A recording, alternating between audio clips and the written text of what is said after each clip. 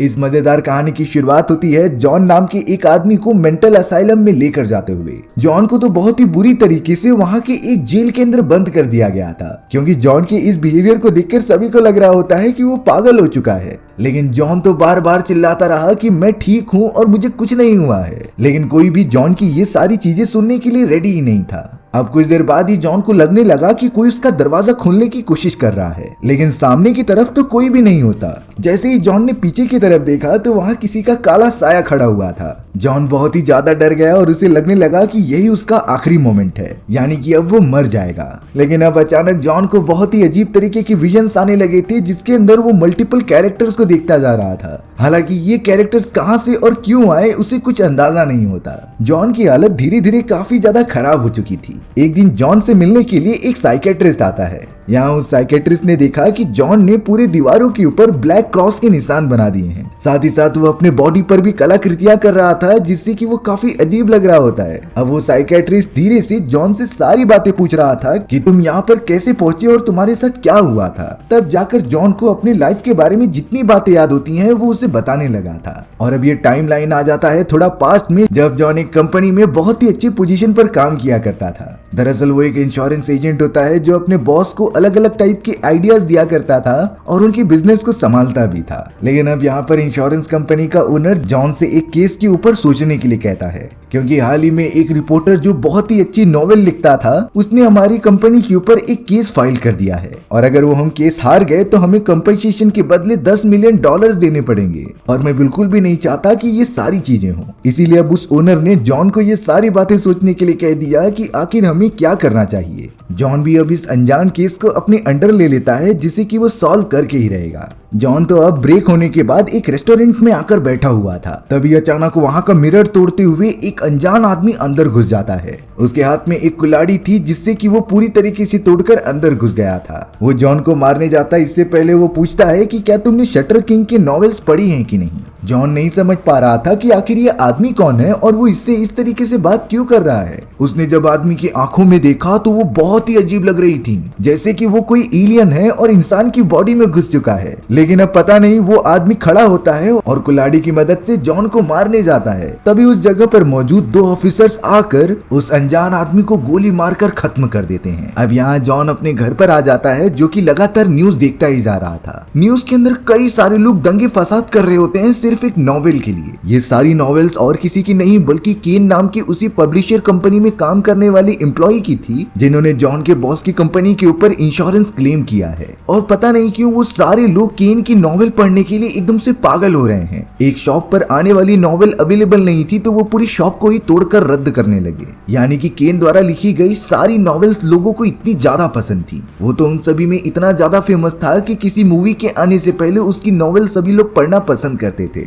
अब यहाँ जॉन को थोड़ी बातें पता चलने के बाद वो उसी न्यूज पब्लिशर कंपनी के ओनर हेनरी से मिलने के लिए चला जाता है। जॉन ने तो अब उनके कंपनी में काम करने वाले केन नाम के एक राइटर को पूछा, जिनकी नॉवेल लोग इतना ज्यादा पसंद करते थे।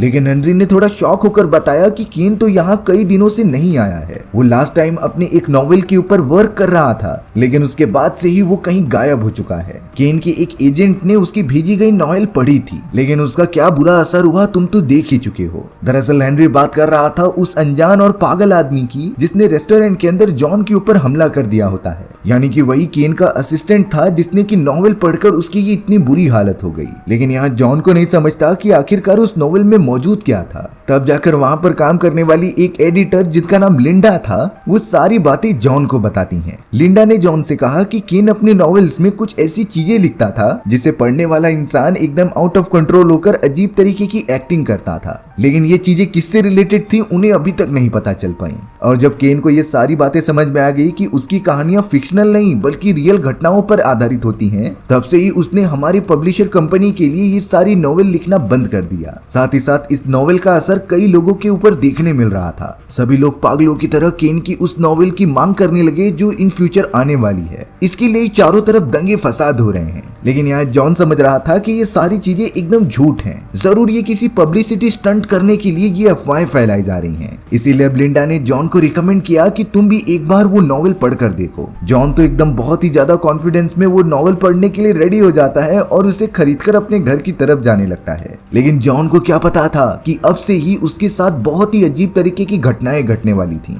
अब यहाँ जॉन अपने घर जाने वाले रास्ते की तरफ चल रहा होता है, लेकिन अब जॉन ने देखा कि एक ऑफिसर किसी इंसान को बहुत ही बुरी तरीके से मार रहा है। हालांकि जॉन उससे कुछ कहता नहीं, लेकिन जब वो नॉवेल लेने के लिए एक दुकान में जा रहा था तभी एक अजीब तरीके का लड़का जिसके चेहरे पर काफी जख्म लगे हुए थे वो जॉन के पास आकर कहता है कि हम सभी तुम्हें देख रहे हैं। जॉन को नहीं समझता कि आखिर ये क्या बोल रहा है और किसे बोल रहा है। वो तो इन सारी चीजों को इग्नोर करके नॉवेल लेता है और सीधा अपने घर पर जाकर उसे पढ़ने लगता है। जॉन ने तो हर तरह की नॉवेल ले ली थी जिसे कि केन ने रिसेंटली पब्लिश किया था और अब वो धीरे धीरे सारी चीजें पढ़ना स्टार्ट कर देता है। लेकिन यहाँ थोड़ी देर बाद अचानक पता नहीं कैसे जॉन इमेजिन कर लेता है अपने आप को उसी जगह पर जहाँ वो पुलिस ऑफिसर उस आदमी को मार रहा था। जब वो थोड़ा और पास जाता है तब उस पुलिस ऑफिसर का चेहरा दिखाया गया जो काफी डरावना था। जॉन इस बात से बहुत ही ज्यादा घबरा गया और पीछे की तरफ जाने लगा, लेकिन वहाँ पर और भी सारे लोग मौजूद थे जो किसी के कंट्रोल में लग रहे होते हैं। जॉन इस बात से चौंक गया क्योंकि कुछ समय पहले उसके ऊपर जिस आदमी ने हमला किया था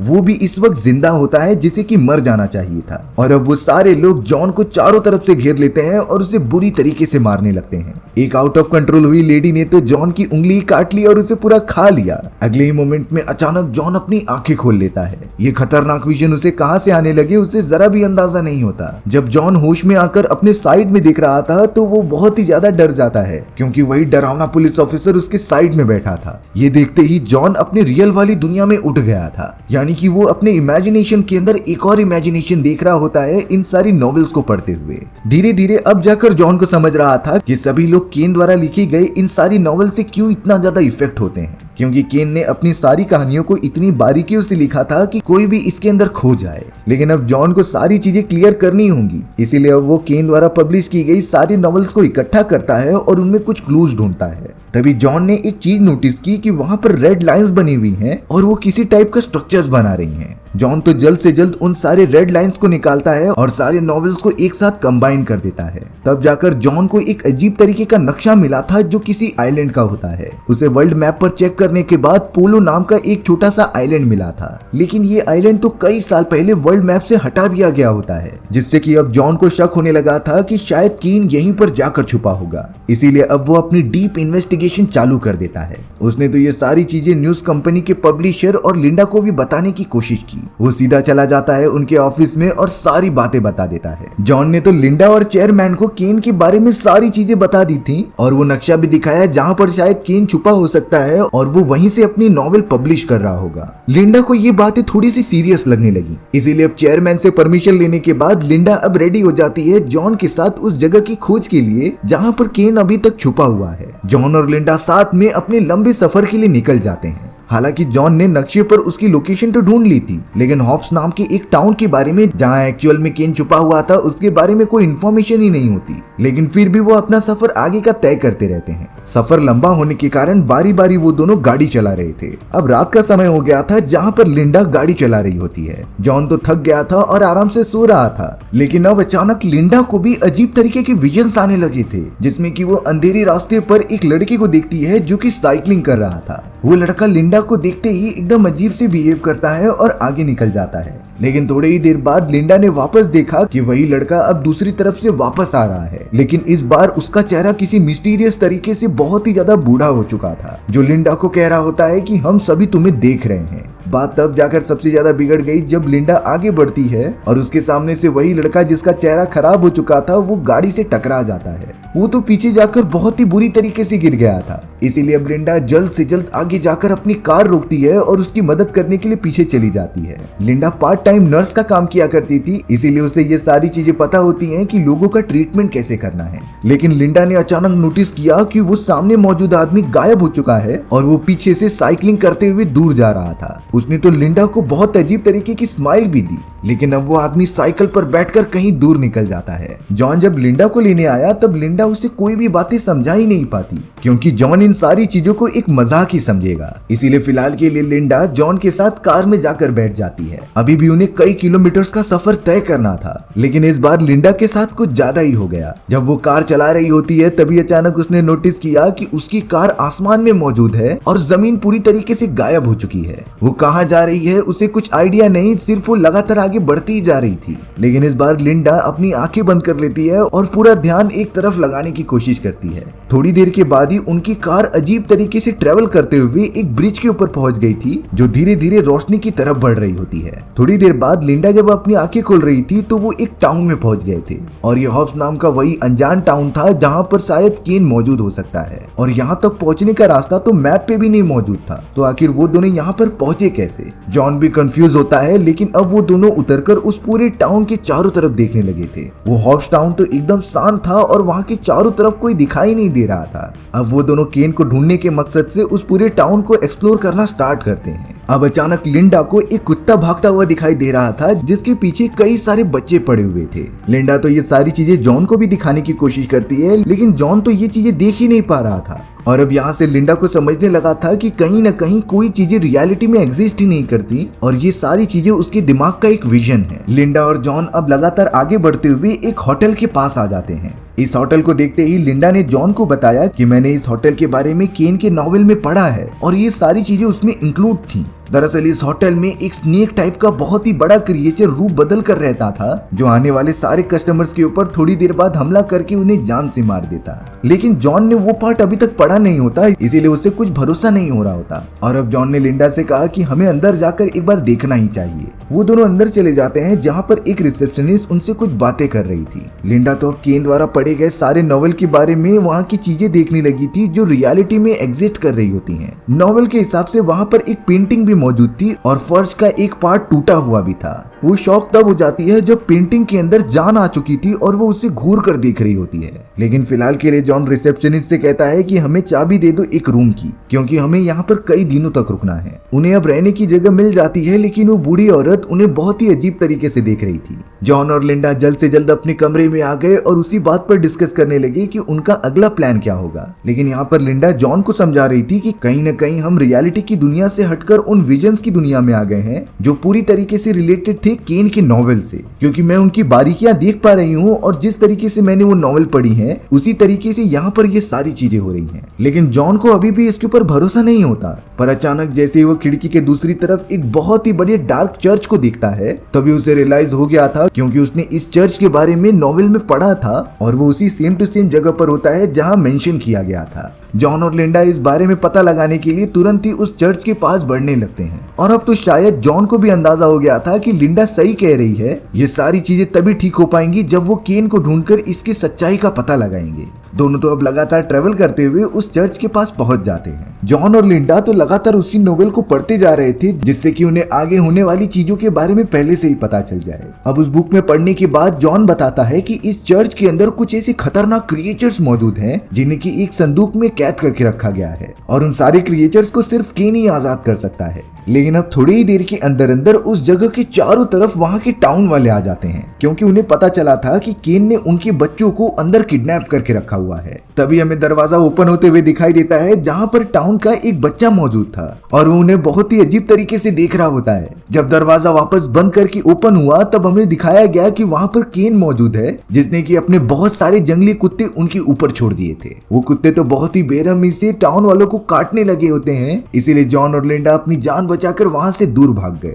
अब यहाँ होटल में वापस आने के बाद जॉन को लगने लगा कि ये सारी चीजें सिर्फ एक पब्लिसिटी स्टंट है, जिससे कि वो पब्लिशिंग हाउस वाले जॉन को इन्वेस्टिगेशन करने से रोक सके और अपना इंश्योरेंस क्लेम करा सके। जॉन को तो लग रहा था कि अब तक की जो भी सारी चीजें हुई हैं, वो उसी कंपनी वालों ने अपने आप को बचाने के लिए की हैं। लेकिन यहाँ लिंडा अब जाकर सारी बातें सच सच बताती है कि उनकी कंपनी ने भले ही केन के गायब होने की झूठी खबर फैलाई थी, पर उन्होंने कभी भी केन को गायब नहीं किया। और हमारे साथ आज के दिन में जो भी चीजें घटी हैं, और हमारी कार जिस अनजान तरीके से इस टाउन में आ गई, उसके बाद जितनी भी चीजें हमारे साथ घटित हुई हैं, वो रियलिटी में हो रही थी, और उनमें कंपनी वालों का कोई हाथ नहीं होता। लिंडा तो जॉन को बार बार यही समझा रही थी। और अब लिंडा जॉन को आखिरी नॉवेल में लिखी हुई बातें बताती हैं कि कुछ समय में ही ब्लैक चर्च के अंदर से खतरनाक क्रिएचर्स बाहर निकलेंगे, जो धीरे धीरे पूरे टाउन के बच्चों को और फिर वहाँ के लोगों को इन्फेक्टेड करेंगे। इसीलिए लिंडा का सुझाव था कि हमें जल्द से जल्द यहाँ से निकल जाना चाहिए। पर जॉन अब बहुत ही ज्यादा गुस्सा हो गया और वहाँ से अकेले ही जाने का डिसाइड कर लिया।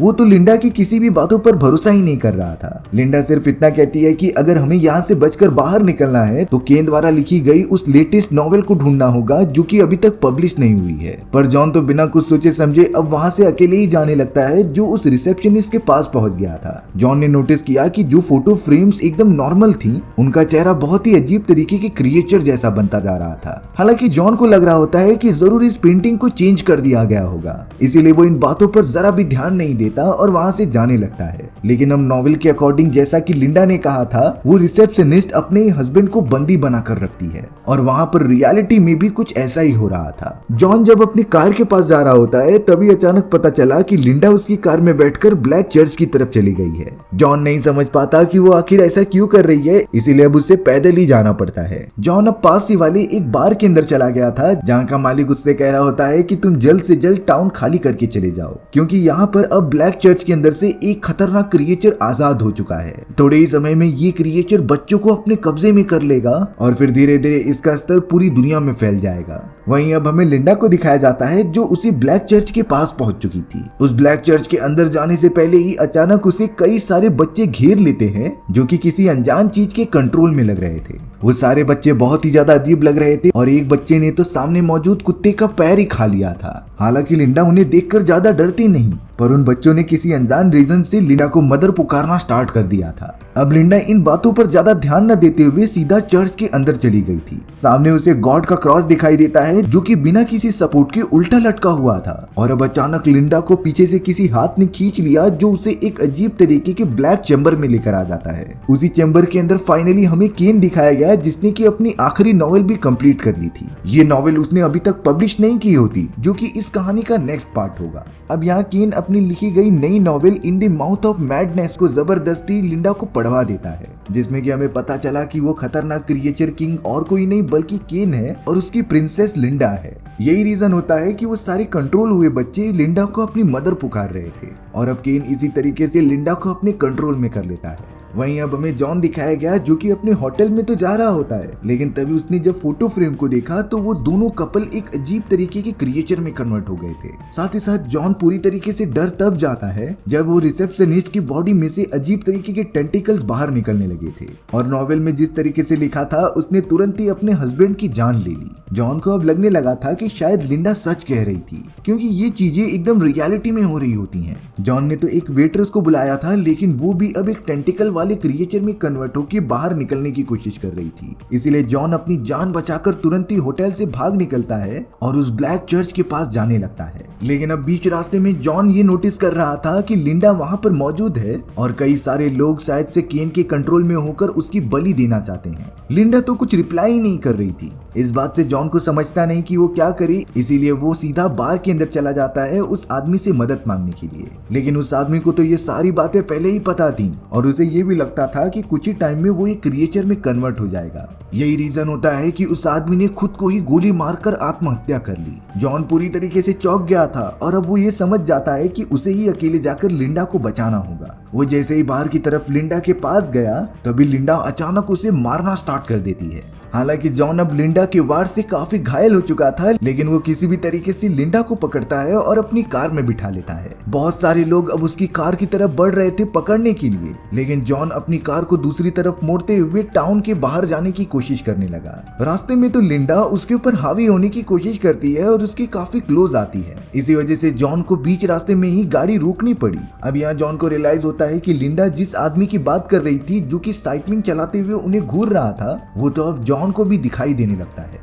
इतना कम नहीं था कि लिंडा कार के पीछे से निकलती है और उसने अपनी पूरी बॉडी एकदम टेढ़ी कर ली थी, जो काफी अजीब तरीके से जॉन के पास आ रही होती है। जॉन तो यहाँ पर काफी ज्यादा डर जाता है, इसीलिए वो अकेले ही कार में बैठकर दूर जाने लगा। लेकिन ताज्जुब की बात ये होती है कि वो जितना टाउन से दूर जा रहा था, अचानक टेलीपोर्ट होकर वापस उसी टाउन में आ जा रहा था। कई बार कोशिश करने के बावजूद भी जॉन को नहीं समझता, इसीलिए वो बहुत ही ज्यादा गुस्सा होकर उन्हीं लोगों के ऊपर कार चढ़ाने वाला होता है, जो लोग एकदम आउट ऑफ कंट्रोल होकर उसे परेशान कर रहे थे। हालांकि उसने कई सारे लोगों को अपनी कार से मार तो दिया, लेकिन अगले ही मोमेंट में उसके सामने लिंडा आ जाती है। वो लिंडा को तो नहीं मार सकता था, इसीलिए उसने कार को साइड में कर दिया, जिससे कि जॉन का एक्सीडेंट हो जाता है। जॉन को तो अब काफी ज्यादा चोट लगी होती है, लेकिन जब वो अपनी आंखें खोलता है तब वो एक अजीब तरीके के छोटे चैम्बर में मौजूद था। दरअसल ये केन का एक विक्टिम रूम होता है, जहाँ पर वो अपने कैरेक्टर्स को रखा करता था। जॉन इन सारी चीजों से इतना तो समझ गया होता है कि अगर वो इस टाउन से नहीं निकल पा रहा तो जरूर ये सारी चीजें स्पेस टाइम में कुछ एकदम डिफरेंस पैदा करती होंगी, यानी कि ये एक ऐसी जगह है जो एक्चुअल पृथ्वी पर एग्जिस्ट ही नहीं करती, बल्कि इस टाउन को सिर्फ और सिर्फ टाइम डिफरेंस की वजह से पता किया जा सकता है। और यही रीजन था कि जॉन इस टाउन से निकलने की जब भी कोशिश करता वो टेलीपोर्ट होकर यहीं आ जाता। जॉन को अब केन की आवाज सुनाई देती है जिसमें कि केन कह रहा था कि मैंने अपनी नॉवेल कंप्लीट तो कर ली है, लेकिन उसमें से एक कैरेक्टर तुम भी हो जो इस पूरी कहानी को कंप्लीट करते हैं। जॉन शॉक हो गया कि आखिरकार केन किसके बारे में बात कर रहा है। तभी केन ने जॉन के सारे डाउट्स क्लियर कर दिए। केन कहता है कि मेरी लिखी गई सारी नॉवेल की किताबें डेविल के उस पोर्टल को ओपन करने के मंत्र हैं, जिससे कि सभी लोग हिप्नोटाइज हो जाते थे और वो जितना किताब को पढ़ेंगे उतना ही एनर्जी इकट्ठा होगी उस पोर्टल को ओपन करने के लिए। और अगर मेरी ये आखिरी किताब चारों तरफ अच्छी तरीके से फैल जाती है तो वो सारे ओल्ड वंस क्रिएचर्स का पोर्टल ओपन हो जाएगा और वो सभी आजाद हो जाएंगे। फिर हम सारे इंसानों का अस्तित्व एकदम काल्पनिक हो जाएगा, यानी कि हम एग्जिस्ट करते हैं या फिर नहीं ये तो हमें पता ही नहीं चल सकता। जॉन अब बहुत ही ज्यादा शॉक हो गया कि ऐसे तो पूरी दुनिया ही खत्म हो जाएगी और सभी लोग कंट्रोल में हो जाएंगे उन खतरनाक क्रिएचर्स के। थोड़ी देर अंदर अब केन ने एक अजीब तरीके का पोर्टल ओपन कर दिया था। वो जॉन को कहता है कि यही रास्ता है टाउन से बाहर निकलने का। जॉन लिंडा से कहता है कि हमें जल्द से जल्द यहाँ से निकल जाना चाहिए, पर अब केन ने खुद को पता नहीं एक पेपर की तरह अजीब तरीके से फाड़ दिया, जो कि वही पोर्टल होता है डार्क क्रिएचर्स का। और अब पोर्टल के ओपन होते ही उसके अंदर से कई सारी संख्या में खतरनाक क्रिएचर्स बाहर निकलने लगते हैं। जॉन तो अब लगातार टाउन से बाहर निकलने के लिए कोशिश कर रहा था, लेकिन अब जॉन के पीछे बहुत सारे वही खतरनाक क्रिएचर्स पड़ चुके थे जिन्हें की अब केन ने डार्क पोर्टल से आजाद कर दिया था। जॉन उनसे दूर भागने की कोशिश तो करता है, लेकिन वो क्रिएचर्स उसके काफी पास आ गए थे। जॉन ने तो अब अपनी हार मान ली थी और वो वहीं पर बेहोश हो गया, लेकिन जब वो उसकी आंखें खुलती हैं तब शायद वो टेलीपोर्ट हो चुका था अपने रियल दुनिया में। जॉन के हाथों में केन द्वारा लिखी गई वही लास्ट नोवेल भी बची हुई होती है। जॉन जल्द से जल्द होश में आता है और उस नोवेल को लेकर पब्लिशर के पास चला जाता है, लेकिन यहाँ जॉन को एक शॉकिंग रियलिटी पता चलती है कि उस पब्लिशर ने तो इन्वेस्टिगेशन करने के लिए जॉन को अकेले ही भेजा था, यानी कि वो किसी भी लिंडा नाम की असिस्टेंट को जानते ही नहीं। दरअसल बात ये होती है कि लिंडा उसी फिक्शनल दुनिया में फंस चुकी है, इसीलिए उसका रियलिटी वाली दुनिया से सारा कनेक्शन टूट चुका था, यानी कि एक तरीके से लिंडा इस दुनिया में एग्जिस्ट ही नहीं करती। वो पब्लिशर जॉन को एक और बात बताता है कि कुछ महीनों पहले हमें केन की वो लास्ट नॉवेल भी मिल चुकी थी, जिसे कि वो लिखकर कहीं गायब हो गया और अब उस नॉवेल के अकॉर्डिंग उसकी मूवी भी रिलीज होने वाली है। ये बात जैसे ही जॉन को पता चली तो वो समझ गया कि अगर ये नॉवेल और मूवी सभी लोगों ने देखना स्टार्ट कर दिया तो धीरे धीरे उस डार्क पोर्टल की एनर्जीज बढ़ती जाएंगी और वो खतरनाक क्रिएचर्स हमारी रियल वाली दुनिया में भी आ जाएंगे। लेकिन शायद अब जॉन के लिए काफी ज्यादा देर हो चुकी होती है। उस नॉवेल को रिलीज हुए काफी दिन हो चुके थे और अब तो कई लोग उसे पढ़ने भी स्टार्ट कर देते हैं। जॉन जब बाहर की तरफ निकला तो चारों तरफ उसी नॉवेल के बारे में बातें हो रही थी। मूवी भी रिलीज हो चुकी होती है जिसके पीछे सभी लोग पागल थे। जॉन का दिमाग इतना ज्यादा दर्द दे रहा था कि वो समझ ही नहीं पाता कि उसे कौन से कदम उठाने चाहिए। लेकिन अब जॉन एक आदमी के पास जाता है जो केन की नॉवेल लेकर पढ़ रहा था और उसकी आंखों से खून निकलता हुआ देखकर जॉन समझ जाता है कि ये कुछ ही समय में क्रिएचर के कंट्रोल में हो जाएगा। इसीलिए अब वो पता नहीं क्यों एक कुल्हाड़ी निकालता है और उस आदमी को जान से मार देता है। यही रीजन था कि मर्डर के इल्जाम में जॉन उस समय जेल में मौजूद होता है। और हमारी ये पूरी कहानी आ जाती है प्रेजेंट में, जहाँ पर वो ऑफिसर रैम जेल के अंदर जॉन से पूछताछ कर रहा था। लेकिन यहाँ रैम को सारी बातें झूठी लगती हैं, क्योंकि उसे लग रहा होता है कि जॉन पागल होने की एक्टिंग कर रहा है, जिससे कि उसे कोई सजा ना हो और वो जेल से बाहर निकल जाए। हालांकि उसे जॉन अभी भी समझा रहा था, लेकिन वो रैम बिना उसकी बातें सुने हुए वहां से चला जाता है। और अब कुछ दिनों बाद वही होने लगा जिसका जॉन को शुरुआत से डर था। पोर्टल बहुत ही ज्यादा स्ट्रांग हो जाने के कारण वो सारे क्रिएचर्स अब रियलिटी वाली दुनिया में टेलीपोर्ट हो चुके थे, जो देखते ही देखते सारे इंसानों को जान से मारने लगते हैं। जॉन तो एक कोने में पड़ा हुआ बहुत ही ज्यादा डर रहा था, क्योंकि वो उनके सामने नहीं जाना चाहता। लेकिन अब कुछ समय बाद उसे बाहर निकलना ही पड़ता है, क्योंकि वो एक जगह पर इतने समय तक नहीं रह सकता। उसने देखा कि चारों तरफ लोग मारे जा चुके हैं और खून चारों तरफ फैला हुआ है। धीरे धीरे वो जैसे ही आगे जा रहा था तभी रेडियो पर एक मैसेज आता है कि हमारी पूरी पृथ्वी पर म्यूटेंट्स वाले क्रिएचर्स ने हमला कर लिया है, जो लोगों को लगातार मारते जा रहे हैं और अब पॉपुलेशन 50% से नीचे आ चुकी है। जॉन को तो ये सारी चीजें पहले ही से ही पता थी, लेकिन उसकी बातों का किसी ने भरोसा ही नहीं किया। इसीलिए अब जॉन आगे बढ़ते हुए एक थिएटर में आ जाता है। लेकिन जब उसने केन के फाइनल मूवी का पिक्चर देखा तो उसे वहां पर खुद का चेहरा दिखाई देता है, जो उस मूवी का मेन कैरेक्टर था। अब जॉन को ये बातें पता करनी थी, इसीलिए वो सीधा थिएटर के अंदर चला गया मूवी देखने के लिए। वहाँ वो शॉक हो जाता है क्योंकि वो उस पूरी मूवी के अंदर जॉन एक मेन कैरेक्टर होता है और उसके अंदर वो सारी चीजें मेंशन की गई थी जब से जॉन पब्लिशर के पास आया था और वो निकल पड़ा था लिंडा के साथ उस सफर पर जहाँ उसे केन को ढूंढना है और उसकी नोवेल का पता लगाना है। मूवी के अंदर वो एक एक सारी चीजें मेंशन की गई थी जिसे कि जॉन और लिंडा ने फेस किया होता है। जॉन तो एकदम से पागल हो गया और काफी अजीब तरीके से हंसने लगा। उसे तो रियलाइज ही नहीं होता कि वो रियलिटी वाली दुनिया में है या फिर फिक्शनल, और अब ये तो सिर्फ केन को ही पता हो सकता था। जिसके बाद हमारी ये खतरनाक कहानी यहीं पर खत्म हो जाती है। सो व्यूअर्स, आपको ये स्टोरी कैसी लगी कमेंट सेक्शन में बताना भूलना मत, और अगर आपको मेरा एक्सप्लेनेशन 1% भी अच्छा लगा होगा ना तो वीडियो को लाइक एंड चैनल को सब्सक्राइब जरूर कर देना। मिलते हैं इसी तरीके की मजेदार वीडियोस में, तब तक के लिए बाय।